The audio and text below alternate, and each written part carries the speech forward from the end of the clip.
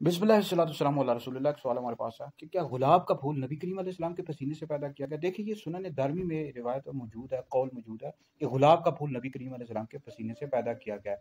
तो भाई इस हवाले से अल मकासिदुल हसना कश्फुल खफा में मौजूद है कि अल्लामा नबवी रहमतुल्लाह अलैह ने इस रिवायत को सही नहीं करार दिया। इब्न हजर रहमतुल्लाह अलैह ने इसको मौजू यानी झूठी और मनगढ़ंत रिवायत करार दिया है।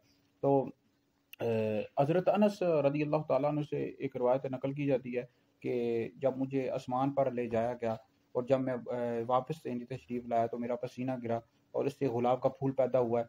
और गुलाब जो मेरी खुशबू सूंघना चाहे तो वो गुलाब के फूल को सूंघे। तो भाई ये इसको दुरुस्त नहीं करार दिया गया, झूठी और मनगढ़ंत रिवायत है। इस तरह चावल के हवाले से भी बयान किया जाता है, चावल नबी करीम अलैहि सलाम के पसीने से पैदा हुआ, गुलाब के हवाले से बयान किया जाता है। तो इस तरह की कोई भी बात नहीं है, झूठी और मनगढ़ंत रिवायात हैं।